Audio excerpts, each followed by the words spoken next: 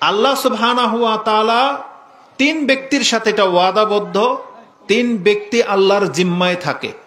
এক ব্যক্তি যে আল্লাহর রাস্তায় জিহাদে বেরিয়েছে, সে হয় গাজী হয়ে গনিমতের মাল সহ সে তার ঘরে ফিরে আসবে, অথবা আল্লাহ তাকে জান্নাত দিয়ে দিবেন। সে যদি মরে যায় আল্লাহ তাকে জান্নাত দিয়ে দিবেন। ওই ফিরে আসা আগ পর্যন্ত এটা আল্লাহর জিম্মা। যেই ব্যক্তি মসজিদে সালাতের জন্য বের হয়, এটা আল্লাহর জিম্মায় থাকে। হয় আল্লাহ সুবহানাহু ওয়া তাআলা তাকে সম্মানের সাথে তার ঘরে ফিরিয়ে দিবেন, না হলে আল্লাহ এর বিনিময়ে তার পাপকে মাফ করে দিবেন। আর ৩ নাম্বার ব্যক্তি হচ্ছে যেই ব্যক্তি তার ঘরে ঢোকে বিসালাম, সালামের সাথে, আল্লাহ তার নিরাপত্তার দায়িত্ব নিয়ে নেয়। তার মানে ঘরে ঢুকবেন আপনি সালাম দিয়ে, এটাকে এতটা বড় মান দেওয়া হয়েছে যে আপনি আল্লাহর জিম্মায় থাকেন। আপনার ঘরে কে থাকে? আপনার অধীনস্থ, সব আপনার ছোট, আপনি কর্তা, আপনার ওয়াইফ, আপনার সন্তান, এরা সব আপনার চাইতে ছোট। তাহলে এদেরকে আপনি সালাম দিবেন, কিন্তু আমরা দেই না। রাস্তাঘাট, ওই যে বললাম, একটা রিক্সাওয়ালা, অটো বা কাউকে আপনি কোনো একটা ঠিকানা জিগাবেন, আপনি তো সালাম দিয়ে কথা বলবেন দূরের কথা, ওই তুই তাই করে কথা বলেন। তো আমাদের ইসলাম তো আমাদেরকে অভদ্রতা শিখায় নাই, আমরাই অভদ্র। আমরাই যেমন জন্মেছি, যেমন কালচার, আমরা এমনই থেকে গেলাম। কিন্তু আমাদের ধর্ম আমাদেরকে কি শিখায়, আমরা সেখান থেকে শিক্ষা নিচ্ছি না। তা আমি যেটা বোঝাতে চাচ্ছি, ইসলাম ধর্ম এটা আপনার আমার প্র্যাকটিক্যাল বিষয় না যে বাপদাদার জন্মে ওই ইসলাম ধর্মের উপরে জন্মে গেছি বিদায় এজন্য আমি আর আপনি ইসলামকে ভালো বলতে বাধ্য, বরং না, বরং ইসলাম আপন রূপেই শ্রেষ্ঠ। ইসলামের যে আপন রূপটা আছে ওইটাই শ্রেষ্ঠ রূপ। যেমনটা আপনাকে ইঙ্গিত দিলাম মাত্র, যেই ইসলাম আপনাকে অন্যকে খাদ্য খাওয়াতে বলে, যেই ইসলাম আপনাকে সালাম দিয়ে কথা বলতে বলে, তাহলে সেই ইসলামে কি এটা সাপোর্ট করে যে আপনি কাউকে তুচ্ছ তাচ্ছিল্য করে কথা বলবেন? এটা তো ইসলাম না। যে ইসলাম আপনাকে খাওয়াতে বলছে, তো এটা কি ইসলাম যে অন্যেরটা আপনি আরো জোর করে খেয়ে ফেলবেন? ইসলাম তো আপনাকে এটা শিখাইছে যে আপনি নিজে খাওয়াবেন। যারা এটা করে, এটা কত মান! কোরআন এবং হাদিসের মধ্যে অন্যকে খাওয়ানো এটাকে সবচেয়ে বেশি প্রাধান্য দেওয়া হয়েছে। আল্লাহ বরং কোরআনে বলেছেন যে এটা এমন মুমিনদের গুণ, ইউসিরুনা আলা আনফুসিহিম ওয়ালাউ কানু বিহিম খাসাসা। আর কোরআনের আয়াতে আল্লাহ সুবহানাহু ওয়া তাআলা এটা সূরা হাশর এবং আরেকটা আয়াতের মধ্যে বলেছেন যে মুমিনদের, আনসারদের গুণ কি, তারা নিজের উপরে অন্যকে প্রাধান্য দেয় যদিও তারা অভাবী। তাহলে আমাদের আনসারগণ, সাহাবা একরাম যেই শিক্ষা পেয়েছেন, এটা যদি আমরা গ্রহণ করতাম তাহলে আজকে আমাদের চরিত্র তো এমন হতো না। কিন্তু আমাদের অধপতনটা কত নিচে নেমে গেছে যে আমরা নিজেদের উপরে অন্যকে প্রাধান্য দেব দূরের কথা, অন্যের হক কিভাবে আরো মেরে খাবো, আমরা সেই চরিত্র গ্রহণ করেছি। একজনের গদি আরেকজন টেনে কেমনে নেবে, ওকে কিভাবে নামাবে, প্রয়োজন ওকে শুট করে দেয়, ওকে হত্যা পর্যন্ত করে দিচ্ছে, রাস্তার কাঁটাকে সরিয়ে ফেলবে। আজকে নেট খুললেই দেখা যায় কিছু জায়গার মধ্যে একজনকে 4-5 জন 10 জন মিলে পিটিয়ে মেরে দিচ্ছে।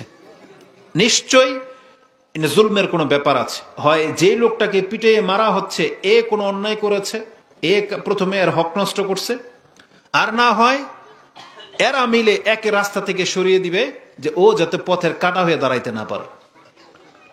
অথচ ইসলাম স্যাক্রিফাইস করা শিখিয়েছে যে নিজের উপর অন্যকে প্রাধান্য দেবে। কিন্তু আমরা কেউ এটা গ্রহণ করিনি, কোনো দল এটা গ্রহণ করে নাই। বরং যে দলই একটু ক্ষমতায় আসে, যার হাতে একটু নেতৃত্ব চলে যায়, যে একটু এলাকার বা কোনো কিছুর দায়িত্ববান হয়ে যায়, তখন সে অন্যকে আর জমা খরচ দিয়ে চলতে রাজি না। তখন সে নিজেই মোড়ল, নিজেই সব, মানে আমাকে জমা খরচ দিয়ে চলো, আমাদের প্রত্যেকের এমন মেন্টালিটি। অথচ আমাদের ইসলাম তো এটা আমাদেরকে শেখায় নাই। আমরা যদি নিজেকে মুসলিম বলে দাবি করি তাহলে আমরা নমনীয় হতে বাধ্য। অন্যকে ক্ষমা করার মাঝে আমাদের ক্ষমা নিয়োজিত। আল্লাহ বলেছেন তুমি যদি একে ক্ষমা করে দাও আমি আল্লাহ তোমাকে ক্ষমা করে দেব। ইসলাম আমাদেরকে কি শেখায়? রাসূলুল্লাহ সাল্লাল্লাহু আলাইহি ওয়াসাল্লাম বলেছেন যে কোনো মুসলিম, মা মিন মুসলিমিন, যে কোনো মুসলিম যদি এটা করে, সে যদি তার অন্য মুসলিমের কোনো দোষ ত্রুটিকে গোপন রাখে, তাহলে কিয়ামতের মাঠে আল্লাহ এর দোষ ত্রুটিকে গোপন করে দিবে। একজন মুসলিম যদি অন্য মুসলিমের সাহায্যে এগিয়ে আসে, তাহলে আল্লাহ ততক্ষণ পর্যন্ত তার সাহায্যে লিপ্ত থাকে। এইভাবে একটা লম্বা হাদিস আছে, মুসলিমের মধ্যে উল্লেখ করা হয়েছে। তো আমরা প্র্যাকটিক্যাল আপনাকে ইসলাম বুঝাইতে পারবো না, কারণ ইসলাম বাস্তবিক রূপে নাই। ইসলাম মূলত কোরআন হাদিসে লিপিবদ্ধ আছে, ওটা ওখানেই থেকে গেছে। এখন আমরা যে যতটা ভালো হইতে চাই, আমাদের উচিত ইসলামের সেই শিক্ষাটা নিজের জীবনে নিয়ে আসা। তাহলে আমরা হয়তো পৃথিবীতে ইসলামের রূপটা প্রকাশ করতে পারবো, যেমনটা সাহাবা একরামরা করেছিলেন। তো বাস্তবিকে ইসলাম শ্রেষ্ঠ। আল্লাহ সুবহানাহু ওয়া তাআলা ইসলামের যে বিধানগুলো রেখেছেন, যেমন কেসাস বলা হয়েছে, যেই ব্যক্তি চুরি করবে তাকে ধরতে পারে তার হাতটাকে কেটে নাও, তাহলে তোমরা নিরাপত্তা পেয়ে যাবে। কি থেকে? এই সমাজে আর চুরি হবে না, কারণ প্রত্যেকটা চোর অ্যালার্ট হয়ে যাবে যে না, ধরতে পারলে তো হাত কেটে ফেলবে, তখন আর চুরি হবে না। একটা হাত কাটলে ওই সমাজের চুরি বন্ধ হয়ে যাবে, ওই রাষ্ট্রের চুরি বন্ধ হয়ে যাবে, যদি প্রকাশ্যে এই বিচারটা করা হতো। এই জন্য আল্লাহ কিসাস লিপিবদ্ধ করেছেন। আল্লাহ সুবহানাহু ওয়া তাআলা বলেছেন, খুনের বদলে খুন, চোখের বদলে চোখ, কানের বদলে কান, মানে যে যেভাবে যাকে হত্যা করবে, যে যেভাবে যাকে আঘাত করবে, বিচার হলে তাকে ঠিক সেইভাবে আঘাত করা হবে। তখন এটা বাস্তবায়ন হলে এই ক্রাইম থেমে যেত। কিন্তু আমাদের সমাজের চিত্র কি জানেন? যেই ব্যক্তি সন্ত্রাসী ছিল তাকে পুলিশ অতিষ্ঠ হয়ে যাওয়ার পরে গ্রেপ্তার করে, তার আগে হুঁশ থাকে না। যে যখন দু একটা মার্ডার করে ফেলে, অনেকের জমি টমি নিয়ে ঝগড়া ফাসাদ মারপিট করে একবারে পুরো এলাকায় একটা আলোড়ন সৃষ্টি হয়ে যায়, যখন দেখে না এখন আর মানে ছাড় দেওয়া যাচ্ছে না, তখন গিয়ে গ্রেপ্তার করা হয়। আর রেজাল্ট কি? এর 1 বছর পরে সেই লোক আবার বাহিরে। কিভাবে? জামিনে ছাড়া পেয়েছে। তো ও গিয়ে আরো টেকনিক জেনে আসে যে কিভাবে মুক্তি পাওয়া যায়। ও আর জেল থেকে বের হয়ে আসলে তখন দেখা যায় যে ও আরো বড়, আগের চাইতে, আগে ছিল ছোট নেতা, এখন হয়ে যায় বড় নেতা, বুঝেন? প্রভাব আরো বেড়ে যায়। তখন আরো আগের চাইতে অনেক বেশি সাহসিকতার সাথে এ মন্দ কাজে জড়িয়ে যায়। তখন ওই ছোটখাটো কিছু পোলাপান যারা ক্রাইম করতে চায়, এরাও এর সাথে যুক্ত হয়। তখন তার দল ভারী হয়, এক পর্যায়ে সে লিডার সেজে যায়। অথচ ইসলামের বিধান কি ছিল? হত্যার বদলে হত্যা। তাইলে জীবনে এই বাংলার জমিন আর হত্যা হতো না। আমাদেরকে দেখানো হয় ক্রাইম পেট্রোলের মতো ওই প্রামাণ্য চিত্রগুলো ইন্ডিয়াতে, বাংলাদেশে এগুলো অহরহ হচ্ছে, যে যেখানে একটা বাচ্চার আইসক্রিম, চকলেট, এগুলোর মধ্যে শুধু কেমিক্যাল। বলা হচ্ছে যে বাচ্চার যে দুধ, সেই দুধের ডিব্বা ঠিক থাকে, কিন্তু ভিতরে থাকে সাধারণ দুধ। আর দুধ তো ভালো বলেছি, বলছে মেলামাইন কেমিক্যাল দিয়ে থাকা হয়। এমনও ঘটনা বাংলার জমিনে ঘটেছে, কিন্তু তার কোনো বিচার হয়নি। হয়তো ফ্যাক্টরিকে তালা মেরে দিয়েছে, বা 15 লাখ টাকা জরিমানা করেছে। ও কামিয়েছে 50 লাখ, ওরা 15 লাখ টাকা জরিমানা করেছে, ঠিক আছে, ও তওবা টবা করে নিয়েছে। কদিন পরে আবার লেভেল চেঞ্জ করে আরেক রূপে ও মার্কেটে এসেছে। এইভাবেই চলতেছে।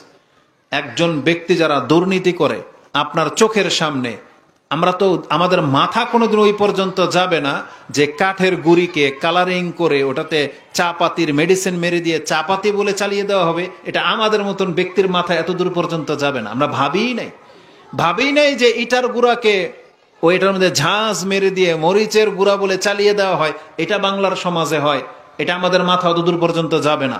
কিন্তু প্রশাসন জানার পরে গ্রেপ্তার তো কোনো খবর নাই, ওই 10-15 হাজার টাকা জরিমানা করে, তারপরে বলে যে এরপরে করলে সিলগারা করে দেব।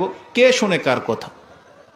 কিন্তু সৌদি আরবের হাজার খারাপের মধ্যে এখনো এটা ভালো আছে, যদি আপনার কোনো শেলফের মধ্যে এক্সপায়ার ডেটওয়ালা কোনো মাল পাওয়া যায়, তাহলে ওই কোম্পানিকে সিল করে দিবে একবার, ওই কোম্পানি ধরা খেয়ে যাবে।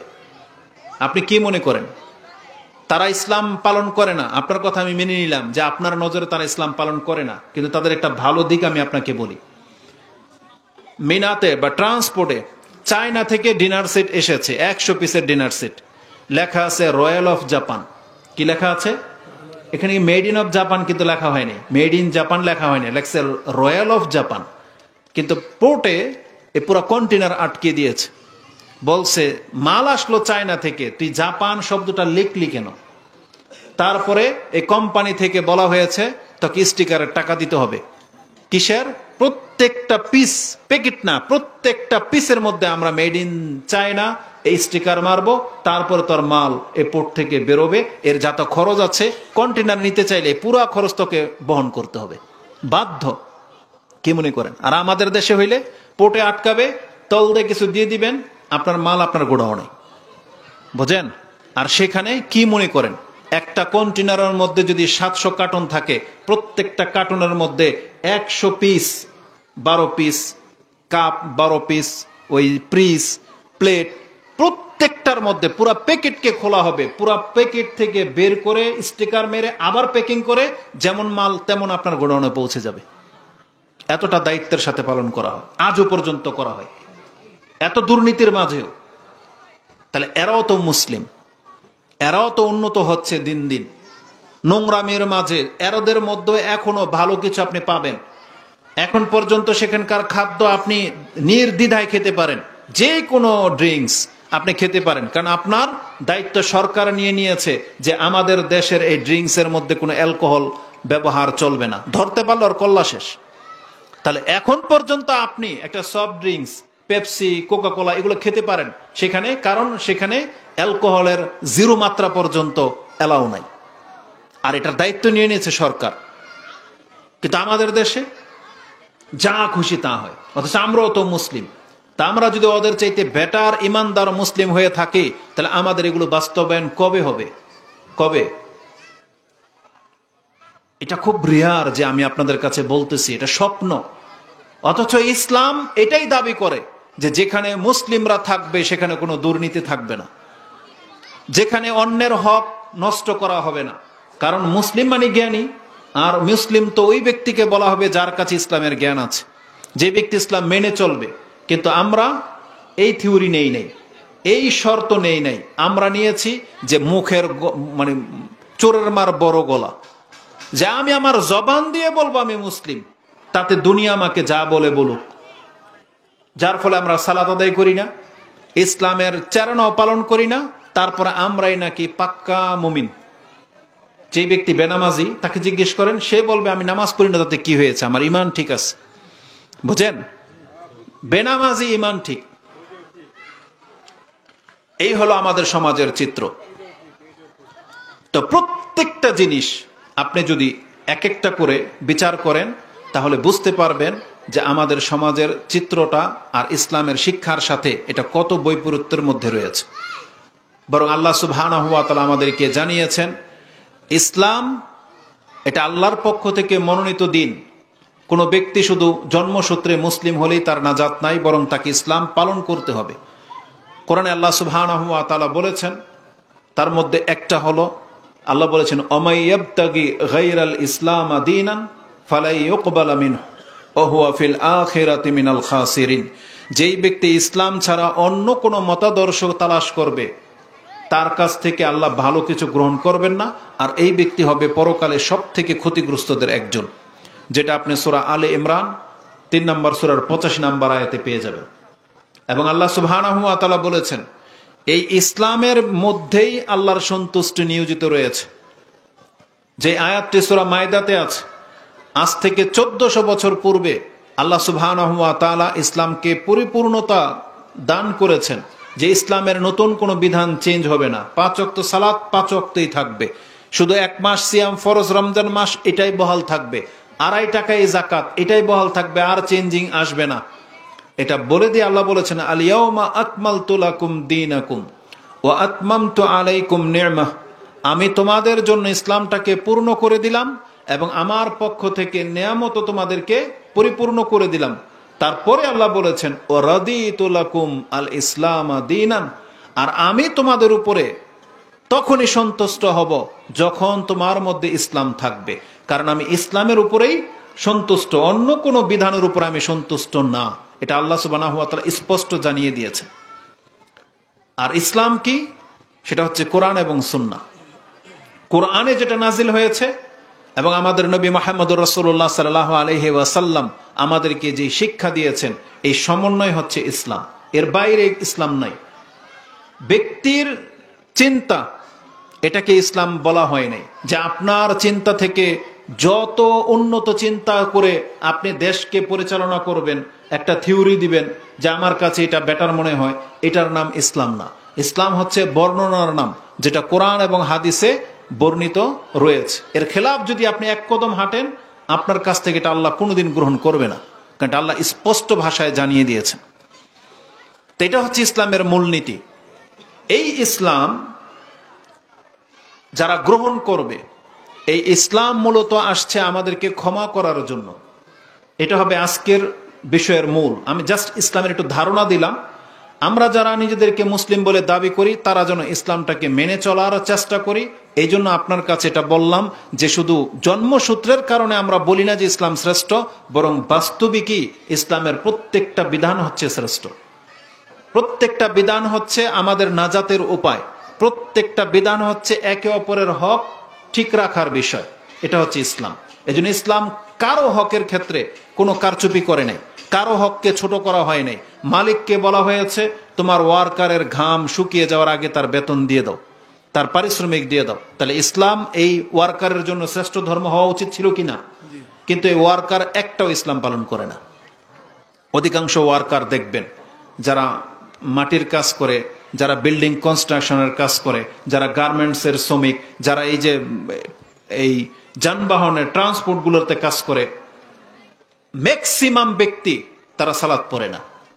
একেবারে 90%-এরও অধিক লোক তাদের মধ্যে নামাজি নাই, এবং তারা সবগুলো অধিকাংশগুলোই এই সিগারেট, জর্দা, বিড়ি এগুলোর সাথে জড়িত, এই নেশার সাথে জড়িত।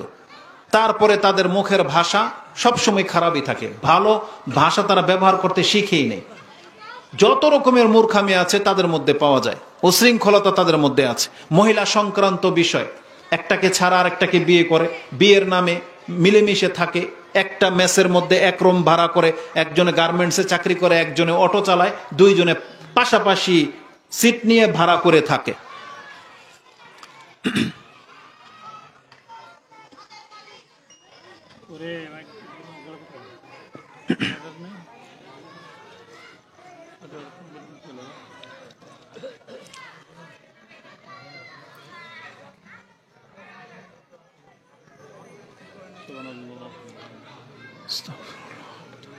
জেনারেটরের ব্যবস্থা আছে?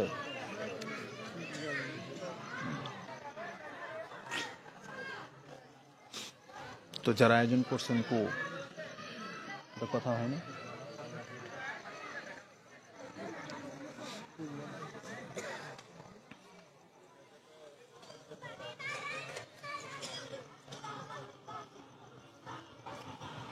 আছে জেনারেটরের ব্যবস্থা আছে।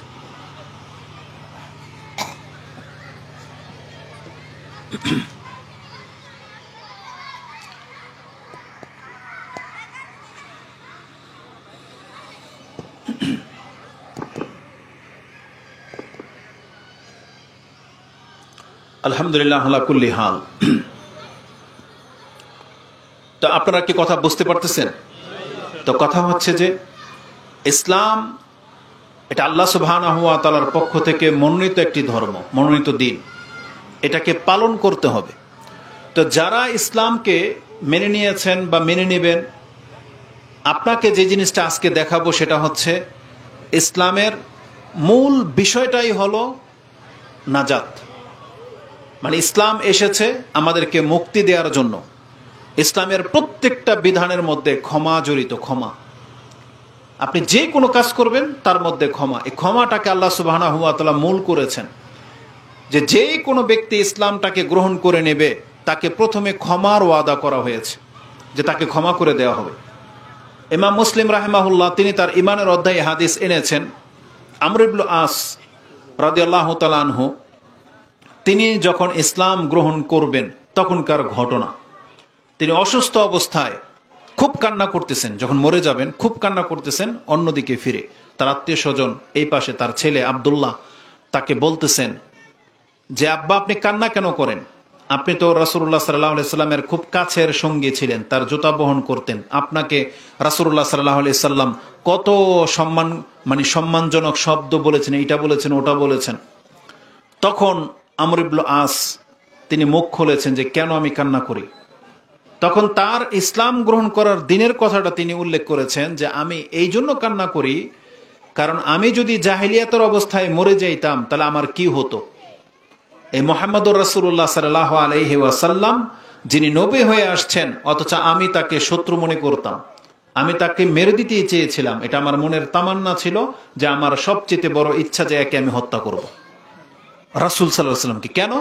কারণ এটাই হচ্ছে মানুষের ফিতরত। যখন তার ধর্ম বা তার মতবাদের বিপক্ষে অন্য কেউ কথা বলবে, অন্য কোনো মতবাদ দাঁড়িয়ে যাবে, তখন তাকে চরম শত্রু মনে হবে। এটা মানুষের ফিতরত। এই জন্য বর্তমানে বাংলার জমিনে যেখানে কোরআন এবং সুন্নাহর দাওয়াত প্রচার প্রসার হচ্ছে, আমাদের সমাজের কাছে এটা নতুন মনে হয়, অথচ এটা কিন্তু কোরআন হাদিস আজ থেকে 1400 বছর আগে নাজিল হয়ে আছে। যেগুলো কোরআন এবং হাদিসে আছে, কিন্তু আমাদের সমাজের ওয়াজ মাহফিলগুলোতে, বক্তব্যতে এই ধাঁচে কথা বলা হতো না। তাতে কিছু কোরআনের আয়াত হাদিস তো তারা বলতো, কিন্তু তাতে দুর্বল জাল হাদিস পর্যন্ত বলা হয়, এবং কিচ্ছা কাহিনী দিয়ে, হাসি ঠাট্টা তামাশা দিয়ে ওয়াজ নসিহত এই যাবত হচ্ছে, এখনো হয়। সেই জায়গাগুলোতে যখন সালাফ বা কোরআন সুন্নাহর দাওয়াত এই নামে যখন আরেক গ্রুপ যখন দাওয়াতি কাজ করা শুরু করেছে, যেটা তাদের খেলাফ, তখন এরা ফতোয়া দিল যে এরা অন্য গ্রুপ, এরা ইহুদি নাসারাদের দালাল, এরা অমুক তুমুক, আরো কিছু ভাষা বলে, ওটা আমি আপনার কাছে বললাম না। এটাই বাস্তব। এবং প্রত্যেক গ্রুপ চায় ওকে কিভাবে ঠকানো হবে, ওকে কিভাবে অসম্মান করা হবে, ওর মাহফিল কিভাবে বন্ধ করা হবে, এটাই পায় তারা চলে আমাদের সমাজে। গত 2 দিন আগের ঘটনা, এটা বাস্তব আপনাকে বলতেছি। মুরাদনগর সুন্নি জামাত বলে তাদের একটা দল আছে, তারা পোলাপানকে লেলিয়ে দিল। বক্তব্য শুরু হয়েছে, প্রত্যেকটা মাইকের তার কেটে দিয়েছে, বুঝছেন, মাইকের তার কেটে দিয়েছে। তারা দূরের মাইকগুলোকে কাছে নিয়ে আসলো, দূরের দিল না। তারপরও যখন মাহফিল বন্ধ করতে পারে নাই, যিনি আয়োজক, কয়েক 50-60 কতজন হবে ওখানে যে আগুন লাগাইছিল, কতজন? আমি তো স্টেজে, আমরা মাত্র যাচ্ছি, ও ভিডিওটা আসছে না আপনার কাছে? যে আয়োজক তার বাসার ভিতরে তার ভাইয়ের ওই যে মিষ্টি না কি বানায়, মিষ্টির কারখানা, মিষ্টির কারখানার মধ্যে আগুন দিয়ে দিল। হয়তো ওরা পুরোটাকে জ্বালিয়ে দেওয়ার জন্য দেয় নাই, ভেবেছে যদি এদিকে আগুন লেগে যায়, এটা নিবাইতে নিবাইতে ওখানে হয়তো মাহফিল টাফিল আর করবে না, বন্ধ হয়ে যাবে। কিন্তু ওরা কি জানলো যে কত বড় ক্ষতি করেছে? ওই সামান্য আগুনে পুরো গোডাউনটা জ্বলে গেছে, বুঝেন? আগুন লেগেই গেছে, একবারে পুরো গোডাউন জ্বলে গেছে, আগুন নিবাইতে পারে নাই, পুরা ছাই হয়ে গেছে। 2-3টা গরু মনে ছিল, একটা গরু অসুস্থ হয়ে গেছে, আরেকটা গরু মরে গেছে, জ্বলে গেছে। এইগুলো মানুষের কাজ। এরা ধার্মিক। আরে আপনি যদি বাবার বেটা হয়ে থাকেন, মুসলমান ঘরের সন্তান যদি হয়ে থাকেন, রক্ত যদি মুসলিমের হয়ে থাকে, তাহলে আপনি কয়টা ডিজে পার্টি বন্ধ করেছেন? কয়টা ডিজে পার্টি বলেন? আপনি কয়টা মেলা ঠেলা বন্ধ করেছেন জীবনে? কয়টা জুয়ার আড্ডা ভাঙছেন? কয়জন নেশাখোরকে আপনি বাধা দিয়েছেন? এগুলো আপনার তৌফিকে কুলায় না। কেন কুলাবে না জানেন? কারণ ডিজে পার্টি বন্ধ করতে যাইবেন, পোলাপান ধরে আপনাকে ছেঁচে দিবে একবারে, কারণ ওদের দল ভারী। আর আমরা তো গুটি কয়েকটা ব্যক্তি মাত্র। আজকের আয়োজন যারা করেছে বা যেখানে আমরা যাই, তারা বড় কোনো সংগঠনের লোক না, তারা ব্যক্তি পর্যায়ে করে থাকে। যেমন এই যে গতকালকের আগের দিনের বক্তব্যটা ব্যক্তি পর্যায়ে করা হয়েছিল, তাহলে আপনি তো তাদের সাথে রংবাজি ঠিকই দেখাইলেন, কিন্তু সবার সাথে কি রংবাজি চলে? আর এটাকে মুসলমানদের চরিত্র? তাহলে এই গেমস, এই ক্রিমিনালগিরি কাদের সাথে, কিসের সাথে? দুঃখ লাগে।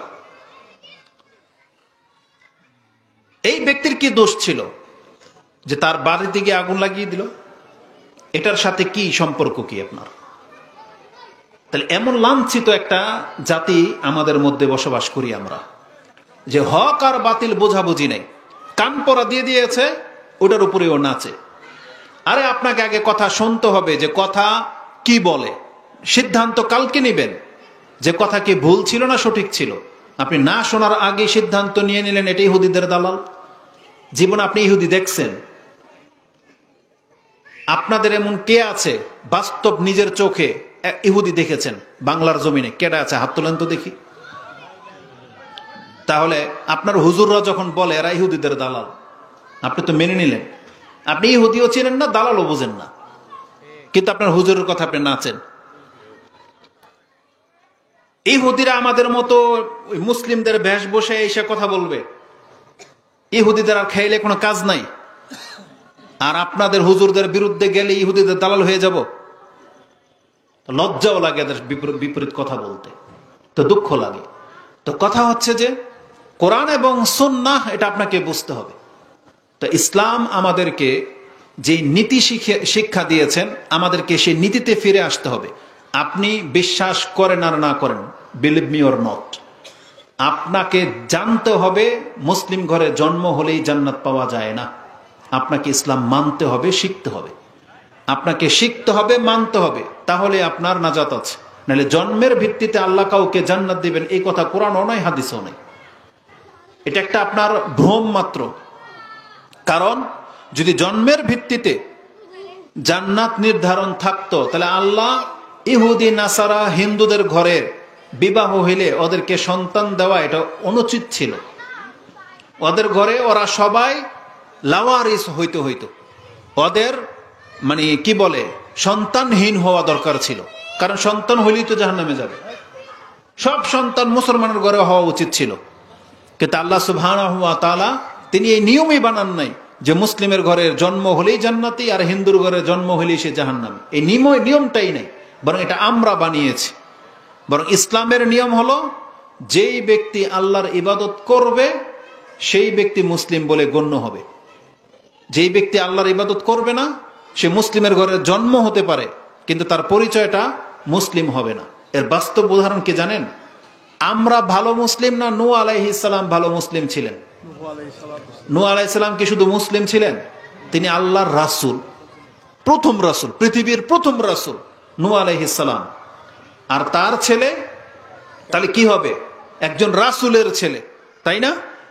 সে যখন ডুবে যাচ্ছে তখন নূহ আলাইহিস সালাম আল্লাহর কাছে দোয়া করে বলতেছে, ওয়াইজ ক্বালা নূহ রাব্বাহু রাব্বি ইন্না বিনি মিন আহলি, আল্লাহ এই যে আমার সন্তান ডুবে যাচ্ছে, ওয়া ইন্না ওয়াদাকাল হক ওয়া আনতা আহকামুল হাকিমিন, আল্লাহ আমার সন্তান ডুবে যাচ্ছে আর তোমার ওয়াদা সত্য আর তুমি উত্তম বিচারক। কেন বলছেন এটা যে তোমার ওয়াদা সত্য আর তুমি উত্তম বিচারক?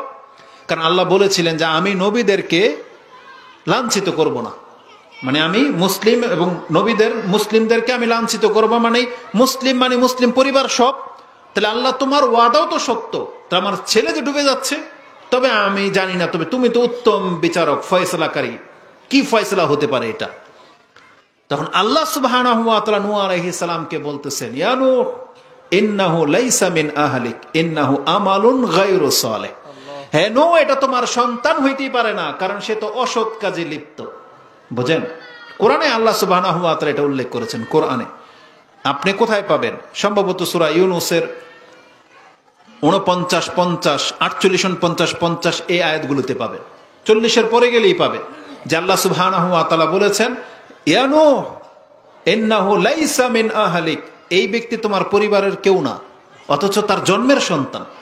অথচ আল্লাহ বলতেছেন এটা তোমার পরিবারের কেউ না, আমি তো তোমাকে অজ্ঞদের মধ্যে পাচ্ছি, তুমি যদি ক্ষান্ত না হও তাইলে আমি তোমাকে অজ্ঞদের মধ্যে শামিল করে দেব। তো নূহ আলাইহিস সালাম আল্লাহর কাছে আবার ক্ষমা চাইলেন যে আল্লাহ এটা আমার ভুল হয়েছে।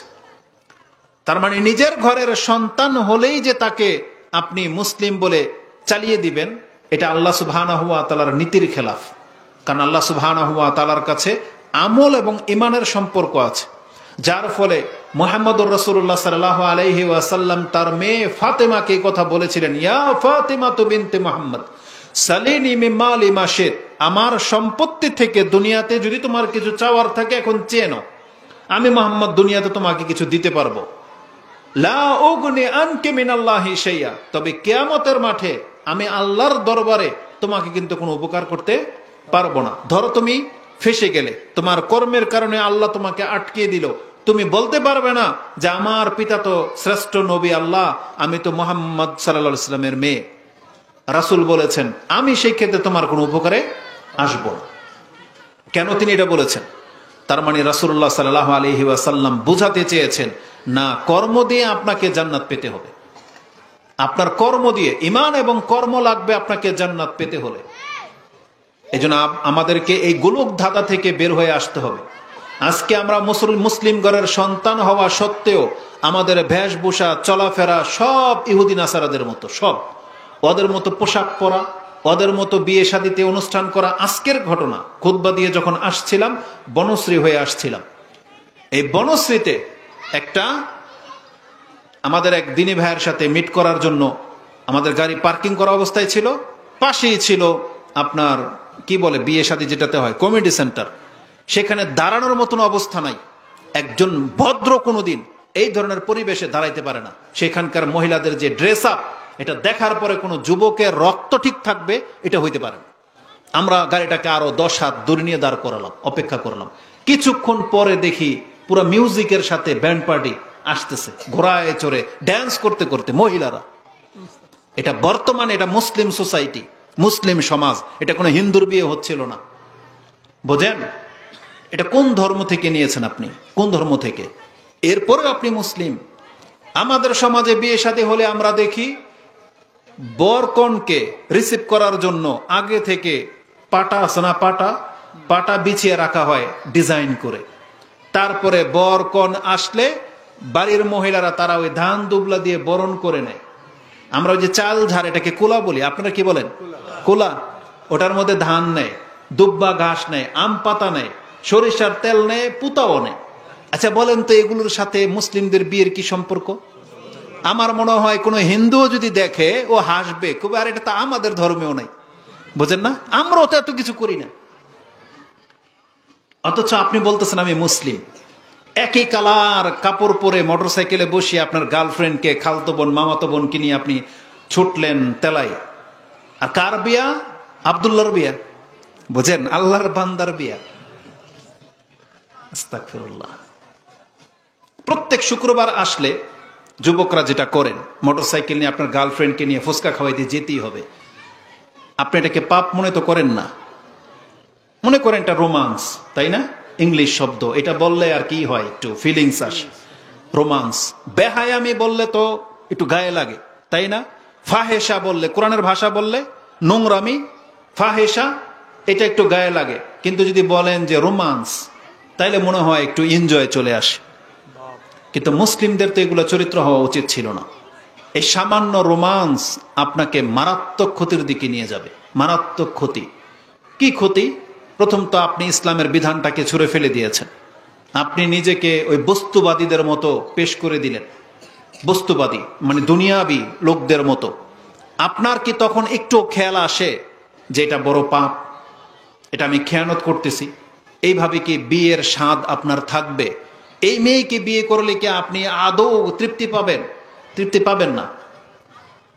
কারণ আমরা এই সমাজেরই লোক, আমরাও কিন্তু আপনাদের মতো করে বড় হয়েছি, আমাদেরও একই পরিবেশ। এখন হয়তো ধর্ম বুঝি বিদায় বেশভূষা চেঞ্জিং চলে আসছে, এখন আমরা ইসলামিক রূপ ধারণ করেছি। কিন্তু আমরা তো এই সমাজেরই পোলাপান। আমরা তো দেখি সমাজে কি হয়, স্কুল কলেজের পোলাপান যদি ওর পছন্দ মতো মেয়েটাকেও বিয়ে করে না, ম্যাক্সিমাম 10 বছর, এই 10 বছর পর এর কাছে এর সামান্যতম ভ্যালু থাকবে না, সামান্যতম না। এই মেয়ে ওকে সম্মান করবে না, এই ছেলেও এই মেয়েকে সম্মান করবে না, কখনো হবেই না। কারণ যেটা শুরু হয়েছে, গোড়াটাই হচ্ছে হারাম দিয়ে, নাজায়েজ দিয়ে। আজকে একটা কথার প্রেক্ষিতে একটা লাইভ করেছে আমাদের এক দিনী ভাই। একটা প্রেক্ষিতে এই যে অধিকাংশ মেয়েরা জেনা করে, কোন ছেলের সাথে একই বিছানায় শুয়ে যায়, মানে এক কথায় খারাপ কাজ করে। তারা ওই যে SEX একটা ইংলিশ শব্দ যে কি বলে, তো এটা করে। আশ্চর্য লাগে মেয়েটা কি জন্য এটা করে। তখন বলা হলো যে মূলত তাকে প্রলোভন দেখানো হয়েছে, বা তার কাছে এটা আত্মবিশ্বাসের সাথে চাওয়া হয়েছে। ও তো ভেবেছে ও তো আমাকে বিয়ে করবেই, তা আমরা তো নিজেরাই বিয়ে করব, তা বিয়ে হইতে সময় লাগবে, তার আগে থেকে আমাদের প্রয়োজনটা পুরো হইতে থাকুক, আমরাই তো বিয়ে করবো এক অপরকে। তবে জেনে নেন, আপনারা যদি বাস্তবিকই একে অপরকে বিয়ে করেন, কিন্তু বিয়ের আগের যতটা স্পর্শ আপনি করেছেন প্রত্যেকটা আপনার আমলনামার মধ্যে ওই জেনার খাতাতে লেখা থাকবে। এমন না যে আপনি ওকে বিয়ে করে ফেলেছেন বিদায় এটা হালাল হয়ে গেল। দুধের মধ্যে প্রস্রাব ফালান, এখন এটা জাল দিতে থাকেন তো দেখি, যে এটা বাষ্প করে আমি উড়িয়ে দিব? পারবেন? হ্যাঁ, এটাকে শুকায় ফেলতে পারবেন, ছানা করে ফেলতে পারবেন, কিন্তু আপনি বলতে পারবেন যে ওই যে বাষ্পের সাথে আপনার প্রস্রাব বেরিয়ে গেছে? এটা কোনোদিন হয় না। যতক্ষণ পর্যন্ত আপনি তওবা না করবেন, যতক্ষণ পর্যন্ত আপনাকে একে বিয়ে করলেও আপনাকে তওবা করতে হবে। আপনার অন্তর থেকে এটা ঘৃণা থাকতে হবে যে এটা পাপ, এটা আমি অন্যায় করেছি, আল্লাহর কাছে আপনাকে ক্ষমা চাইতে হবে, তাহলে আপনি নাজাত পেতে পারেন, নয়তো না। না হলে আপনার চরিত্র যেমন তেমনই থাকবে। আপনি ভাববেন না যে ওকে, যার সাথে আমি জেনা করেছি, ওকে বিয়ে করে নিলে আমি হালাল হয়ে গেলাম, না, বিষয়টা এত সহজ না। ওই জেনার শাস্তি আপনি ঠিকই পাবেন, তারপরের বাকিগুলো হ্যাঁ আপনার বিয়ের আওতায় চলে আসবে, কিন্তু বিয়ের আগে আপনি যা করেছেন এগুলো পাপই থেকে যাবে। এই জন্য আমাদের মুসলিম ভাইদেরকে আমরা বলবো, আপনারা তওবা করেন, এই লাগামহীন জীবনটাকে টেনে ধরেন। আপনি এইভাবে নিজেকে লাগামহীন ছেড়ে দিতে পারেন না, কারণ আল্লাহ সুবহানাহু ওয়া তাআলা আমাদেরকে উপদেশ দিয়েছেন, প্রত্যেক সপ্তাহে খুতবা হচ্ছে যাতে করে আপনারা শোনেন এবং বোঝেন। লাগামকে টেনে ধরতে হবে। এভাবে উশৃঙ্খল জীবনযাপন, এটা ইসলাম আমাদেরকে শিখায় না। ইসলাম একটা হুদুদ আছে, বর্ডার আছে। আল্লাহ সুবহানাহু ওয়া তাআলা একটা হুদুদ, একটা বর্ডার আছে। রাসূলুল্লাহ সাল্লাল্লাহু আলাইহি ওয়াসাল্লাম সে বর্ডার ক্রস করা তো দূরের কথা, সে বর্ডারে পা দিতে নিষেধ করেছেন। একটা লম্বা হাদিস আছে এই মর্মে, রাসূলুল্লাহ সাল্লাল্লাহু আলাইহি ওয়াসাল্লাম থেকে নোমান বিন বাশিরের হাদিস বলে প্রসিদ্ধ, যেটা ইমাম বুখারী রাহিমাহুল্লাহ তিনি তারা 52 নম্বরে আপনি পেয়ে যাবেন, ঈমানের অধ্যায় 52 নম্বরে। এবং মুসলিমে হাদিসটি মাসাকাত, পানি সেচের অধ্যায়ে রয়েছে। রাসূলুল্লাহ সাল্লাল্লাহু আলাইহি ওয়াসাল্লাম বলেছেন, আল হালালু বাইয়িনুন ওয়াল হারামু বাইয়িনুন ওয়া বাইনাহুমা উমুরুন মুশতাবিহাত লা ইয়ালামুহা কাসীরুম মিনান নাস ফামান ইত্তাকা শুবহাত ইস্তাবরা লিদীনিহি ওয়া ইরদিহি ওয়া মান ওয়াকা ফি শুবহাত ওয়াকা ফিল হারাম কা হাউলিল হিমা আলা ইন্না হিমাল্লাহি মাহারিমুহা ইলা আখিরিল হাদিস। রাসূলুল্লাহ সাল্লাল্লাহু আলাইহি ওয়াসাল্লাম বলেছেন, এই যে যেখানে সন্দিহান, যেখানে তুমি জানো না এটা হালাল না হারাম, এটা হচ্ছে সন্দিহান বিষয়। রাসূল বলেছেন এমন যতগুলো বিষয় আছে তুমি সেই হারাম বিষয় থেকে বেঁচে থাকবে। ইত্তাকি শুবহাত, তুমি এই সংশয় থেকে বেঁচে যাও। কেন? ফামান ইত্তাকা শুবহাত, যেই ব্যক্তি এই সন্দিহান বিষয় থেকে নিজেকে বাঁচিয়ে নিল, ইস্তাবরা লিদীনিহি ওয়া ইরদিহি, সে তার ধর্ম এবং মান সম্মানকে বাঁচিয়ে নিল। ওমান ওয়াকা ফি শুবহাত ওয়াকা ফিল হারাম, যেই ব্যক্তি সন্দিহান সংশয়ের মধ্যে পা রাখলো, সে মূলত হারামের মধ্যে পা রাখলো। কারণ সে পারা দিল কেন যেখানে সেটা হারামও হতে পারে, হালালও হতে পারে। তার মানে আপনি যখন তারপরও পারা দিলেন, তার মানে আপনার দ্বারা হারাম হয়ে যাওয়াটা বড় কোনো ব্যাপার না। রাসূলুল্লাহ সাল্লাল্লাহু আলাইহি ওয়াসাল্লাম বলেছেন, কাহাউলিল হেমা, প্রত্যেকটা মালিকের নিজস্ব একটা চিহ্নিত এরিয়া থাকে, বর্ডার থাকে। যেমন এই যে বর্তমানে ইন্ডিয়ান বর্ডার চারদিক থেকে ঘিরে আছে বাংলাদেশকে, প্রায় বর্ডারের মধ্যে ঝগড়া হয়। বর্ডার থেকে বলা হয়েছে 1.5 কিলোমিটার দূরে কাটা তার দেওয়া হয়েছে। ওই 1.5 কিলোমিটার দূরের মধ্যে ওরা যদি কাউকে সন্দেহ করে গুলি মেরে দেয়। আমাদের ক্ষমতা থাকলে আমরা হয়তো এটাই করতাম, কারণ বর্ডারকে রক্ষা করার ব্যাপার যেহেতু। ইসলামের বর্ডার কি এই দেশের বর্ডারের মতো? ইসলামের বর্ডার তো আরো বেশি সংযমশীল, আরো বেশি হক রাখে, যেটাকে আপনি রক্ষা করে চলবেন। এই জন্য রাসূলুল্লাহ সাল্লাল্লাহু আলাইহি ওয়াসাল্লাম ওই হারাম বর্ডারে পা ফেলার আগে, নিষিদ্ধ বর্ডার দেখেন, হারাম বর্ডার একটু দূরে আছে, তার আগে হচ্ছে সন্দিহান বর্ডার, সেখানে আপনাকে পা দিতে নিষেধ করা হয়েছে। কিসের ভিত্তিতে? যে সন্দেহ আছে তুমি সেখানে যদি তোমার বকরি চড়াও, সম্ভাবনা আছে তোমার বকরি অন্যের জমিনে মুখ দিয়ে ফেলতে পারে। এই জন্য তুমি খুঁড়াটাকে একটু টেনে বাঁধো, যাতে করে তোমার সীমানার মধ্যেই বকরির মুখ থাকে। তুমি যদি খুঁড়াটাকে একটু লুজ করে দিয়ে, কিছু ইতর শ্রেণীর মানুষকে আমরা দেখেছি খুব চালাক, তারা নিজেকে খুব চালাক মনে করে, একটা লম্বা রশি লাগায়, খুঁড়া দিয়ে আসছে, এখান দিয়ে আরেক বেটার ধান খেয়ে সাফ, যখন ঝগড়া লাগে তখন বলছে এটা আমার দোষ, আমি তো খুঁড়া দিয়ে আসছি। বুঝেন? তো তুমি রশি এত লম্বা লাগাইলা কেন? যে তোমার বকরি হাঁটতে হাঁটতে আরেকজনের জমিনের মধ্যে মুখ দিয়ে ফেলে। এজন্য আপনাকে রশি ছোট করতে হবে, আমাদের লাইফটাকে টেনে ধরতে হবে। রাসূল বলেছেন, ওই কাহাউলিল হেমা আলা ইন্না হেমাল্লাহি মাহারিমুহা, তোমরা জেনে নাও আল্লাহরও একটা সীমানা আছে, হেমা বা বর্ডার আছে, হুদুদ আছে। সেটা কি? হারাম গুলো। ওই হারাম বর্ডারে পাড়া দেওয়ার আগে তুমি সন্দিহান বিষয়ে তোমাকে থামিয়ে নাও। এটা রাসূলুল্লাহ সাল্লাল্লাহু আলাইহি ওয়াসাল্লাম আমাদেরকে শিক্ষা দিয়েছে। কিন্তু আমরা ওই সব বর্ডার ক্রস করে ইসলামের বাইরে দিয়ে এখন হাঁটতেছি, এটা মোটেও কাম্য নয়। কারণ ইসলাম আমাদেরকে কিছু জিনিস হালাল করেছেন, কিছু জিনিসকে হারাম করেছেন। কেন হারাম করেছেন? এটা আছে কাদের জন্য? আপনাদেরকে প্রশ্ন করি, আমরা মুসলিমরাই আজকে ডিসকাস করবো, এখানে তো অন্য কোনো ধর্মের লোক নাই। ইসলামে যেটাকে হারাম করা হয়েছে কেন, কারা মানবে এটা? আল্লাহ কি বলছে যে মদ হারাম, তার মানে এটা শুধু ওই কাফেররা খাবে, কাফেরদের জন্য হারাম, মুসলিমরা যদি খায় কোনো দোষ নাই? এটা আল্লাহ বলছে? বরং মদ তো মুসলমানদের জন্য হারাম, জেনা তো মুসলিমদের জন্য হারাম, সুদ, চুরি, ঘুষ এগুলো তো মুসলিমদের জন্য হারাম। আর যেই ব্যক্তি মুসলমানই না, ওর আর হালাল আর হারাম কি? ওর হালাল আর হারাম কি? ও তো মুসলমানই না। একজন হিন্দু মদ খেলেই কি আর না খেলেই কি, ও জেনা করলেই কি আর না করলেই কি, ওদের মহিলারা পর্দা করুক আর না করুক তাতে কি আসে যায়? ও তো জীবনে মুক্তি পাবে না, কারণ তো ইসলামই নাই। সবকিছুর মূলে কি? ইসলাম। ইসলাম যে ব্যক্তি গ্রহণ করবে, হালাল হারাম তো তার সাথে সম্পর্কযুক্ত। যে ব্যক্তি আল্লাহকে মানে নাই, ও আল্লাহর বিধান কেমনে মানবে? আল্লাহ সুবহানাহু ওয়া তাআলা এই জন্যই বলেছেন, রাসূলুল্লাহ সাল্লাল্লাহু আলাইহি ওয়াসাল্লাম কি বলেছেন? রাসুল আমরু আল ইসলাম, সবকিছুর মূলে হলো ইসলাম। যার ইসলাম আছে তার হিসাব নিকাশ আছে, যার ইসলাম নাই তার কোনো হিসাব নিকাশ নাই। ওকে লাগামহীন আল্লাহ সুবহানাহু ওয়া তাআলা ছেড়ে দিয়েছেন যে তোর জন্য দুনিয়া, খাও দাও ফুর্তি করো, তোমার জন্য দুনিয়া। কিন্তু মুসলিমদের জন্য তো এটা না, বরং রাসূলুল্লাহ সাল্লাল্লাহু আলাইহি সাল্লাম বলেছেন যে আদ দুনিয়া সিজনুল মুমিন, এই দুনিয়াটা হচ্ছে মুমিনদের জন্য জেলখানা, ও জান্নাতুল কাফির। আমরা যখন হাদিস পড়তাম শুনতাম অতটা বুঝে আসতো না যে কিসের ভিত্তিতে। আমরা তো মনে করি জেলখানায় শুধু মারধর আর জান্নাত মানে আরাম আয়েশ। যদি এইভাবে কেউ ব্যাখ্যা বুঝেন তাহলে অর্থ আপনি বুঝতে পারবেন না। কারণ জেলখানায় কি সবাইকেই পিটায়? সবাইকেই পিটায় না। আর সব কাফেরই কি দুনিয়ার মধ্যে জান্নাতের মতো করে আছে? অনেক কাফের আছে যে খেতেও পায় না, মুচি, ওই যে মেতরগিরি করে। নাই হিন্দু এরকম? কোন মুসলিম আলহামদুলিল্লাহ হয়তো মেতরগিরি করে না? করে? যত অভাবী হোক করে এই কাজ? আমার মনে হয় না। তো কাফের হওয়া সত্ত্বেও আল্লাহ বলেছেন, যে রাসূল বলেছেন আর দুনিয়া জান্নাতুল কাফের, কাফেরদের জন্য জান্নাত। তাহলে এই হিন্দু খ্রিস্টান কত আছে যে অভাবী, শুকুর চড়ায়, শুকুর পালে, এরকম খ্রিস্টানও আছে। তাহলে ওর জন্য কোথায় জান্নাত? ও তো লাঞ্ছিত জীবনে আছে। কিন্তু এই হাদিসের ব্যাখ্যা কি এরকম না? আসলে মূলত এরকম না।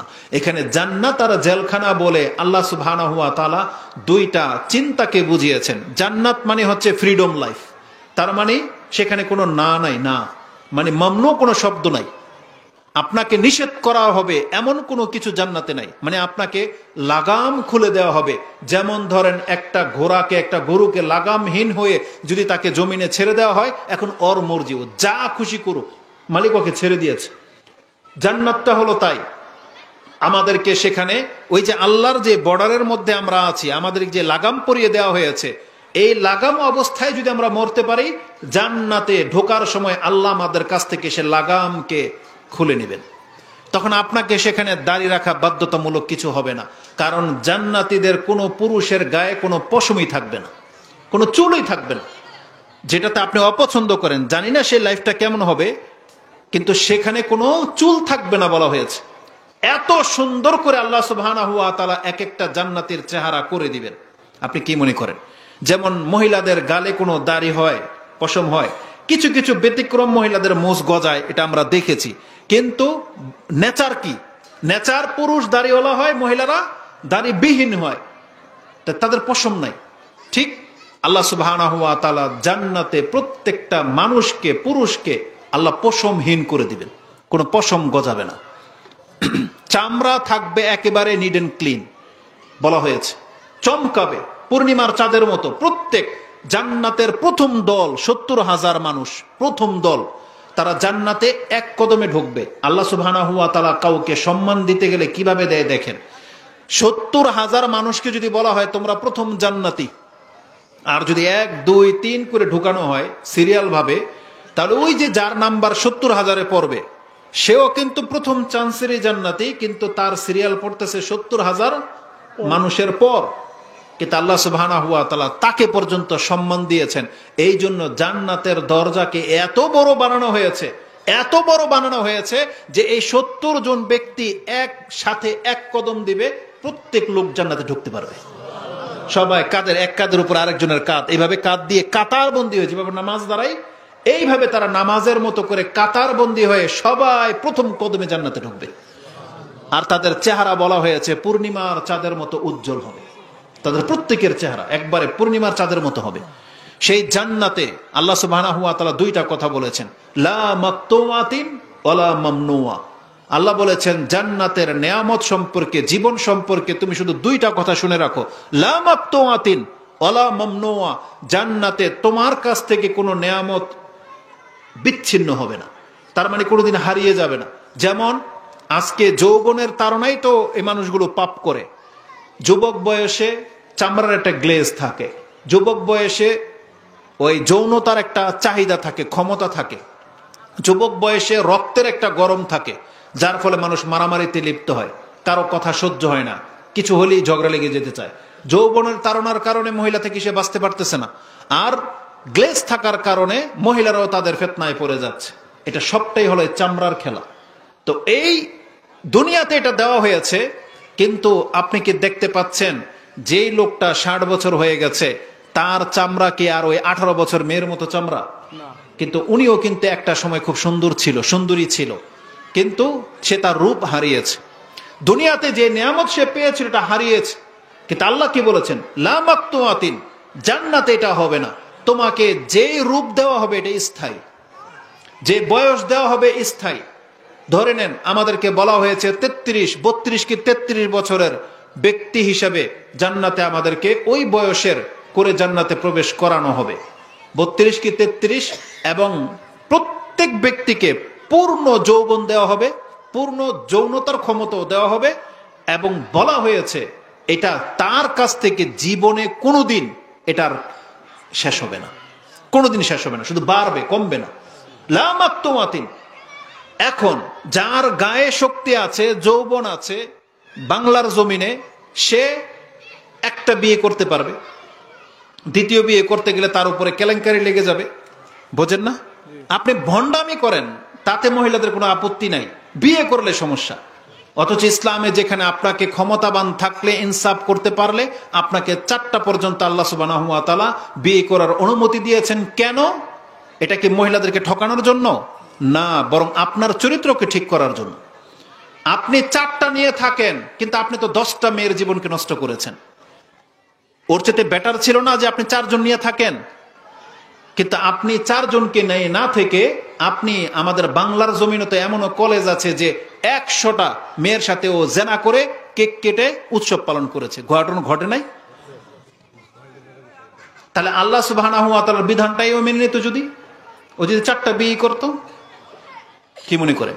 তাহলে ও যারা চরিত্র হেফাজতের জন্য 4টা বিয়ে করে সেটা আপনার জন্য আপত্তিকর, আর যারা 10টা 20টা 50টা মেয়ের সাথে রাত কাটায় তারা, আল্লাহ সুবহানাহু ওয়া তাআলার কাছে সবচেয়ে মূল্য ছিল নাজাত। এজন্য আল্লাহ ভালো করেই জানে যে পুরুষের মধ্যে এই চাহিদা থাকবে, ওর বুড়া বয়সে ও দাঁড়াইতে পারে না, তারপরও মহিলার দিকে তাকাইলে ওর সমস্যা হবে, এটা আল্লাহ ভালো করেই জানে। এজন্য আল্লাহ বলছে তুমি নেতা, তুমি পয়সাওয়ালা, তাহলে নায়িকাদের সাথে খারাপ কাজ না করে বিয়ে করে নাও।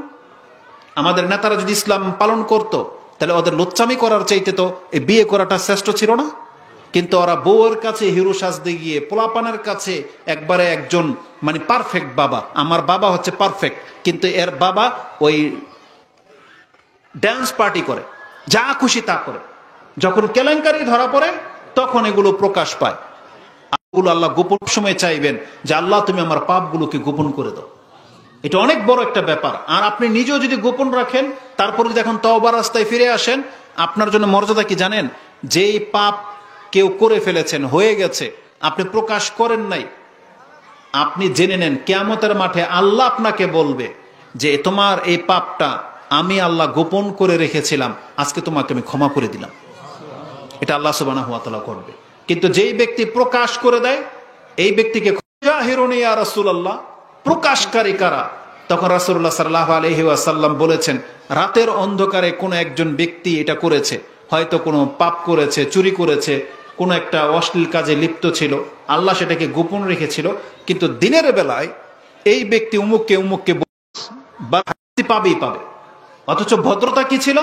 একটা পাপ ঘটে গেছে, তুমি এটা গোপনই রাখো, কিন্তু প্রকাশ করলে এটা ক্ষতিটা কি জানেন? প্রকাশ করা মানে হলো আপনি এই পাপটাকে এনজয় হিসেবে নিয়েছেন, এবং অন্যকে যখন প্রকাশ করেছেন ওর মধ্যে পাপের চাহিদা জেগে যাবে। এটাকে আপনি প্রকাশ করে ওকে উৎসাহিত করেছেন, বরং এটাকে আপনি মজার থ্রুতে নিয়েছেন, এটাকে আপনি পাপ মনে করেন না, এই জন্য আপনি শাস্তি পাবেন।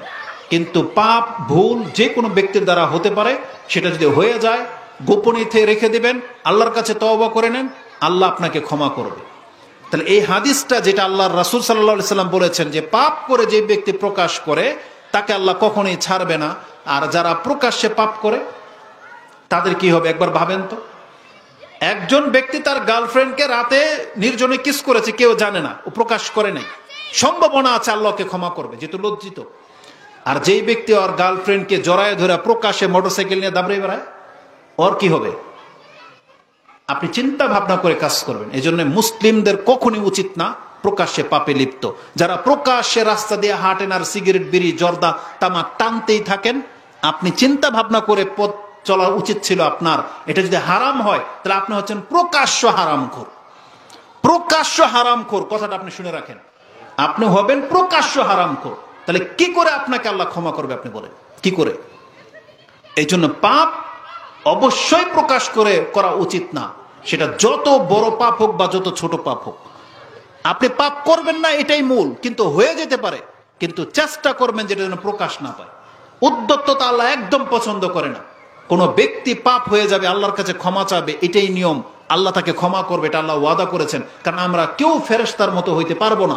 এই ফিতনার যুগে আমাদের দ্বারা ভুল হয়েই যাচ্ছে, শয়তান পাপ করিয়ে ফেলতেছে, কিন্তু আপনি পাপের জীবনটাকে স্থায়ী করে নিয়েন না। আপনি তওবা করে ফিরে আসেন, আকাঙ্ক্ষা করেন আল্লাহ আমি এখান থেকে ফিরতে চাই, বাঁচতে চাই। আপনি আল্লাহর কাছে বারবার তলব করেন, কারণ আল্লাহ সুবহানাহু ওয়া তাআলা বলে দিয়েছেন যেই ব্যক্তি তওবা করতে চায় আমি আল্লাহ তার তওবা গ্রহণ করার জন্য প্রস্তুত আছি। তার জন্য রাস্তাকে সহজ করা হয়েছে, কিন্তু আপনি পাপের জীবনটাতে স্থায়ী হয়েন না, এটা হচ্ছে বিষয়। তো কোন কথা থেকে এখানে এসেছি আমরা, যে আল্লাহ সুবহানাহু ওয়া তাআলা ইসলামটাকে আমাদের জন্য পাঠিয়েছেন মূলত ক্ষমা করার জন্য, যে যারা ইসলাম গ্রহণ করে নেবে এই ইসলাম তাদের পাপকে মুছে দেবে। তো এই আব্দুল ইবনে ওমর বা আমর ইবনে আস রাদিয়াল্লাহু তাআলা আনহুর সেই কথাতে ফিরে আসি। তিনি বলেছিলেন যদি ওই জাহেলিয়াত অবস্থায় আমি মরে যেতাম তাহলে আমার কি হতো, অথচ আমি মুহাম্মদ সাল্লাল্লাহু আলাইহি সাল্লামকে সবচেয়ে বড় শত্রু মনে করতাম। কিন্তু যখন জাআলাল্লাহুল ইসলামা ফি সাদরি, আল্লাহ যখন ইসলামটাকে আমার অন্তরে বসিয়ে দিলেন, আমি রাসূলুল্লাহ সাল্লাল্লাহু আলাইহি সাল্লামের কাছে আসলাম ইসলাম গ্রহণ করার জন্য। তখন বললাম উবসুত ইয়ামিনাক, আপনার ডান হাতটাকে বাড়িয়ে দেন, ফাউবায়ানাক, আমি আপনার সাথে বায়াত গ্রহণ করব।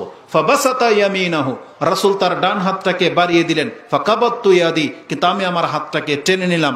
বলতেছেন মালাকা ইয়া ওমর, তোমার কি হয়েছে, তুমি না ইসলাম গ্রহণ করতে আসলা, তাহলে হাত গুটিয়ে কেন নিলা? তখন বলতেছেন ইয়া রাসূলুল্লাহ আশতারিত, আমি আপনার সাথে একটা শর্ত চুক্তি করতে চাই। বলতে তাশতারিতু বিমাযা, তোমার সাথে আমি কি চুক্তি করব? তখন বলতেছে আমার যে পাপগুলো এগুলো কি ক্ষমা হবে? আইয়া গফির আলী, আপনি কি আমার ক্ষমা করার গ্যারান্টি দিচ্ছেন? আমি যদি এখন ইসলাম গ্রহণ করে নেই তাহলে আমার অতীতের যে জাহিলিয়াতের যুগে যে পাপগুলো আমি করেছি এগুলো কি ক্ষমা হয়ে যাবে? ওনার উদ্দেশ্য কি জানেন? যে আমি তো ওনাকে শত্রু ভাবতাম, আমি তো মুহাম্মদ সাল্লাল্লাহু আলাইহি সাল্লামকে হত্যা করার মতো প্ল্যান আমার ছিল। কারণ আমি যদি ইসলাম গ্রহণ করিনি, তারপরও যদি এই কারণে আল্লাহ আমাকে ধরে, তাহলে আমার তো উপায় নেই, তাহলে আমার ইসলাম গ্রহণ করেই কি লাভ হবে? তখন বলছে আইয়া গফির আলী, আমি যদি এখন ইসলাম গ্রহণ করি তাহলে আমার পাপ কি মাফ হয়ে যাবে? রাসূলুল্লাহ সাল্লাল্লাহু আলাইহি ওয়াসাল্লাম তার হাতটাকে ধরলেন, বললেন আমা তুমি কি এটা জানো না, আন্নাল ইসলামা ইয়াহদিমু মা কানা ক্বাবলা, ইসলাম এমন একটা ধর্ম যে কোনো ব্যক্তি যখন ইসলাম গ্রহণ করে নেবে ইসলাম তার অতীতের সমস্ত পাপকে খেয়ে ফেলবে। ইয়াহদিম, একবার দাফন করে দিবে, নিশ্চিহ্ন করে দিবে, তার আমল নামায় কোনো পাপ থাকবে না। একজন ব্যক্তি যখন ইসলাম গ্রহণ করে নেয়, মায়ের পেট থেকে জন্ম হলে যেমন নিষ্পাপ হয়ে জন্মে, এই ইসলাম তাকে এইভাবে নিষ্পাপ করে দেয়। জানেন, এই জন্য যেই ব্যক্তি মরার সময় অন্তত লা ইলাহা ইল্লাল্লাহ বলে মরতে পারবে, এই কালেমা যে ব্যক্তি স্বীকৃতি দিবে, সে ইহুদি, খ্রিস্টান, নাসারা যে কোনো ধর্মেরই হোক না কেন, ওর যদি 60-70 বছরও পার হয়ে গিয়ে থাকে, কিন্তু ও যদি মুখে কথা বলতে সম্ভব হয়ে যায়, ও যদি সম্ভব মানে ক্ষমতা পেয়ে যায় যে হ্যাঁ আল্লাহ ছাড়া সত্য কোনো মাবুদ নাই, এটা আমি স্বীকার করতেছি, এই কথা বলে নিলে ওর সমস্ত পাপ মাফ। এটা হচ্ছে ইসলাম। তাহলে ইসলাম এসেছে মূলত মানুষকে ক্ষমা করার জন্য, কিন্তু আমাদেরকে সেই ইসলামটাকে ধরতে হবে। ইসলামের প্রত্যেকটা বিধানের মধ্যে আল্লাহ সুবহানাহু ওয়া তাআলা এভাবে নাজাত রেখেছেন। ওই হাদিসের মধ্যেই যেটা আমি এখন আপনার কাছে বলতেছি, এটা ইমাম মুসলিম ইমানের অধ্যায় কোট করেছেন। রাসূল বলেছেন, ওয়ান্নাল হিজরাতা ইয়াহদিমু মা কানা ক্বাবলা ওয়ান্নাল হাজ্জা তাহদিমু মা কানা ক্বাবলা। যেভাবে ইসলাম মানুষের অতীতের সমস্ত পাপকে খেয়ে ফেলে, তেমনি যেই ব্যক্তি ইসলাম গ্রহণ করার কারণে তার ঘর বাড়ি সবকিছু ছেড়ে যদি তাকে ইসলাম পালন করার জন্য সবকিছু ছেড়ে দিতে হয়, হিজরত করে যদি আসে, তাহলে হিজরত করে নিলে তার অতীতের সমস্ত পাপ মাফ হয়ে যাবে। এবং রাসূল বলেছেন, হজ যদি কবুল হয়ে যায়, যেই ব্যক্তি হজ করে ফিরে আসবে, সেও হজের ময়দান থেকে তার বাসায় এমন ভাবে ফিরে আসবে কা ওয়ালাদাতহু উম্মুহু, যেমন তার মা তাকে আজকে জন্ম দিল। এটা হচ্ছে হজের মান, মর্যাদা। তাহলে ইসলামের আমলের মধ্যে আমাদের জন্য নাজাত রাখা হয়েছে। আপনি কি জানেন আপনি প্রত্যেকটা মুসলিম ব্যক্তি কতটা সম্মানিত? রাসূলুল্লাহ সাল্লাল্লাহু আলাইহি ওয়াসাল্লাম একটা খেজুরের বাগানের পাশে আসছেন, উম্মে মাবাদ তার নাম ছিল, হায়াতিন, তার দেয়ালের পাশে আসলেন এবং তিনি খেজুরের গাছ দেখতে পেলেন এবং বললেন, ইয়া উম্মে মাবাদ মান গারাসা হাযান নাখলা, এই খেজুর গাছগুলো কে লাগিয়েছে? মুসলিমুন আম কাফের, এই গাছগুলো কি কোনো মুসলিমের হাতে লাগানো নাকি কোনো কাফের লাগিয়েছে? বলছে, বাল মুসলিমুন ইয়া রাসূলুল্লাহ, এই গাছগুলো মুসলিম লাগিয়েছে। তখন রাসূল সাল্লাল্লাহু আলাইহি ওয়াসাল্লাম বলেছেন, মা মিন মুসলিমিন ইয়াগরিসু গারসান আও ইয়াজরিউ যারআন ফায়াকুলু মিনহু ইনসানুন ওয়ালা দাব্বাতুন ওয়ালা তায়রুন ওয়ালা ইয়াসরিকু মিনহু ইল্লা কাতাবাল্লাহু লাহু হাসানাতান ইলা ইয়াউমিল কিয়ামা। কিয়ামত পর্যন্ত এই ব্যক্তির আমলনামার মধ্যে সাদাকার নেকি লিখতে থাকা হবে যদি গাছ কোনো মুসলিমে লাগায়। কেন রাসূল সাল্লাল্লাহু আলাইহি সাল্লাম মুসলিম এবং কাফেরের মধ্যে পার্থক্য করে বললেন? যে কেউ লাগাইলেই তো হইতো, সব মানুষের তো এই অধিকার ছিল যে গাছ লাগালো উপকৃত হলো সে নেকি পাবে। কিন্তু আল্লাহ সুবহানাহু ওয়া তাআলা সবকিছুর মূলে রেখেছেন ইসলামকে। যেই ব্যক্তি ইসলাম গ্রহণ করবে সেই মুসলিমের মানমর্যাদা এমন, এই ব্যক্তি গাছ লাগালেও তার ফায়দা, এই ব্যক্তি যদি উস্টা খায়, হোঁচট খায়, তার গায়ে যদি একটা কাঁটা লেগে যায়, হাত্তা শাওকা ইউশাকুহা আও ফামা ফাওকাহা, বলছে কাটার চাইতেও হালকা যদি কোনো আঘাত কোনো মুসলিমের গায়ে লেগে যায়, এর বিনিময়ে আল্লাহ তার একটা মর্যাদা উঁচু করেন এবং একটা পাপকে মিটিয়ে দেন। কিন্তু মূলে হচ্ছে ইসলাম। ইসলাম থাকতে হবে। ইসলাম থাকলে আপনার পুরো জীবনটাই হচ্ছে কল্যাণকর। আপনি সুখে থাকলে কল্যাণকর, দুঃখে থাকলেও কল্যাণকর। এই সম্পর্কে রাসূলুল্লাহ সাল্লাল্লাহু আলাইহি ওয়াসাল্লাম থেকে স্পষ্ট হাদিস আছে। রাসূল বলেছেন, আজাবান লি আমরিল মুমিন ইন্না আমরুহু কুল্লুহু লাহু খায়র ওয়া লাইসা যাকা লি আহাদিন ইল্লা লিল মুমিন। মুমিনের জীবনটাই আশ্চর্যজনক, আর মুমিনের জীবনের মতো অন্য কোনো ব্যক্তির জীবন না। ইযা আসাবাতহুম সাররা ফাশাকারা ফাকানা খায়রাল্লাহ ওয়া ইযা আসাবাতহু দাররা ফাসাবারা ফাকানা খায়রাল্লাহ। কোন মুসলিম যদি স্বাচ্ছন্দ্যে থাকে, সুখ স্বাচ্ছন্দ্যে থাকে, আর ও যদি শুকরিয়া আদায় করে, আলহামদুলিল্লাহ বলে, ফাকানা খায়রাল্লাহ, এটা তার জন্য কল্যাণকর। আল্লাহ তার জন্য কল্যাণকর করে দিবেন। কি কল্যাণকর? কোরআনের একটা আয়াতে আল্লাহ সুবহানাহু ওয়া তাআলা সূরা ইব্রাহিম 14 নম্বর সূরার 7 নম্বর আয়াতে এটা আপনি পেয়ে যাবেন। আল্লাহ বলেছেন, ওয়াইজ তাআযানা রাব্বুকুম লা ইন শাকারতুম লা আযীদান্নাকুম ওয়া লা ইন কাফারতুম ইন্না আযাবি লাশাদীদ। তোমাদের রব তোমাদেরকে এলান করে ডেকে বলতেছেন, যদি তোমরা আল্লাহর শুকরিয়া আদায় করো, এটা আল্লাহর ওয়াদা যে তোমাদের জন্য তোমাদের নিয়ামতকে আরো বাড়িয়ে দেওয়া হবে। একজন মুসলিম যদি কোটিপতি হয় আর সে যদি বলে আলহামদুলিল্লাহ, আল্লাহ তাকে ডাবল সমৃদ্ধ দান করবে, আল্লাহ তাকে আরো বেশি নিয়ামত দান করবেন। একজন মুসলিম যত সম্পত্তির মালিক হোক হালাল ভাবে, এটাই তার কল্যাণ যদি সে আলহামদুলিল্লাহ বলে। একজন মুসলিম যদি অভাবে থাকে, বিপদগ্রস্ত হয়, সে যদি আল্লাহ সুবহানাহু ওয়া তাআলার উপরে ধৈর্য ধারণ করে থাকে, সে যদি তাতেও সন্তুষ্ট থাকে যে আলহামদুলিল্লাহ কুল্লি হাল, তাহলে এটাই তার জন্য কল্যাণকর। কারণ যেই ব্যক্তি ধৈর্য ধারণ করে থাকে আল্লাহ সুবহানাহু ওয়া তাআলা বলেছেন আমি তার সাথে আছি। কোরআনে আল্লাহ সুবহানাহু ওয়া তাআলা সূরা বাকারার মধ্যে এই কথাটা বলেছেন, 153 নম্বর আয়াতে আপনি পেয়ে যাবেন। আল্লাহ বলেছেন ইয়া আইয়ুহাল্লাযীনা আমানু ইসতাঈনু বিস-সাবরি ওয়াস-সালাহ ইন্নাল্লাহা মা'আস সাবিরিন। আল্লাহ বলেছেন হে ঈমানদাররা, তোমরা ধৈর্য ধারণ করার মাধ্যমে এবং সালাতের মাধ্যমে আল্লাহর কাছে সাহায্য তলব করো, আর জেনে রাখো আল্লাহ ধৈর্য ধারণকারীদের সাথে রয়েছেন। তার একটা মুসলিমের জীবন অনেক কল্যাণকর। তো শেখ চলে আসছে, আমি লম্বা করব না, আমি শুধু আপনাকে এটা বোঝাতে চেয়েছি, যারা ইসলাম ধর্মের উপরে জন্মে গেছেন আপনি অন্তর থেকে ইসলামটাকে মেনে নেওয়ার চেষ্টা করেন, ইসলামকে শেখার চেষ্টা করেন। আপনি জানেন না যে এই ইসলাম আপনাকে কতটা সম্মান এই দুনিয়াতে দিয়েছে। যদি আপনি পাচ্ছেন না, এটা আমাদের হীনতা, কিন্তু মরার পরে আপনি সেটা অবশ্যই পাবেন। ইমাম মুসলিম তার তওবার অধ্যায়ে একটা হাদিস এনেছে, জানেন এটা বিস্ময়কর একটা ব্যাপার, বিস্ময়কর ব্যাপার। আমি জানি না এটা আমাদের সবার সাথে ঘটবে কিনা, তবে হাদিস যেহেতু আছে আমরা বিশ্বাস করি এবং কারো না কারোর সাথে অবশ্যই ঘটবে। আল্লাহ সুবহানাহু ওয়া তাআলা প্রত্যেকটা মুসলিমের সাথে এই আচরণ করেন বলে এই হাদিসে রয়েছে। রাসূল বলেছেন মা মিন মুসলিমিন ইয়ামুত, যে কোনো মুসলিম মরে যায়, আল্লাহ সুবহানাহু ওয়া তাআলা তার খেলাফ একজন ইহুদি অথবা একজন খ্রিস্টানকে প্রস্তুত রাখেন। যদি এই মুসলিমের কোনো ত্রুটির কারণে জাহান্নামের ব্যাপার হয়, তাহলে এই মুসলিমকে জাহান্নামে না ফেলে আল্লাহ বলবে এটা ধরো, এই ইহুদিটাকে ধরো অথবা এই খ্রিস্টানটাকে ধরো, হাজা ফিকা কুকা মিনান নার, এটা তোমাকে জাহান্নাম থেকে আজকে মুক্তিপণ হিসেবে তুমি একে জাহান্নামে ফেলো, তুমি জান্নাতে যাবে। এটা আল্লাহ মুসলিমদের সাথে করবে, ইনশাআল্লাহ করবেন, এটা আসতে যাচ্ছে সে সময়। কিন্তু দাবি কি? আপনাকে মুসলিম হয়ে মরতে হবে, আপনাকে মুসলিম হয়ে মরতে হবে। একজন কাফের জানেন আক্ষেপ করে বলবে, তাদের জীবন দেখে আপনি ধোঁকা খেয়ে যেয়েন না, তাদের মতো লাইফ স্টাইল আপনি বেছে নিয়েন না। ওরা যেমন ওদের মহিলাদের সাথে কেউ ফ্রিডম লাইফ জীবন যাপন করে, আপনি এটা নিয়েন না, এটা ক্ষণিকের সময় মাত্র। আপনি জেনে নেন একজন কাফেরকে পৃথিবীতে যা দেওয়া হয়েছে ওদেরকে কিছুই দেওয়া হয় নাই। আপনাকে আমাকে ইসলাম দিয়ে আল্লাহ যত কিছু দিয়েছেন সেই তুলনায় ওরা কিছুই পায় নাই। আল্লাহ বলে দিয়েছেন কিয়ামতের মাঠে একজন মুসলিমের শত পাপ থাকার কারণে জাহান্নামে যখন জ্বলবে, আল্লাহর যখন দয়া চলে আসবে, আল্লাহ নিজের হাতে ওকে জাহান্নাম থেকে উঠাবে, নিজের হাতে। তখন অবশ্যই একজন কাফের বলবে রুবামা ইয়াওয়াদ্দুল্লাযিনা কাফারু লাউ কানু মুসলিমিন, হায় আমাদের দুর্ভোগ, দুনিয়াতে আমরা শান শৌকতলা না হইয়া আমরা যদি মুসলিম হইতাম। আল্লাহ এটা কোরআনে উল্লেখ করেছেন সূরা হিজর 15 নম্বর সূরার শুরুতে আছে রুবামা ইয়াওয়াদ্দুল্লাযিনা কাফারু লাউ কানু মুসলিমিন। তারা আক্ষেপ করে বলবে হায় দুনিয়াতে যদি আমরা মুসলমান হইতাম।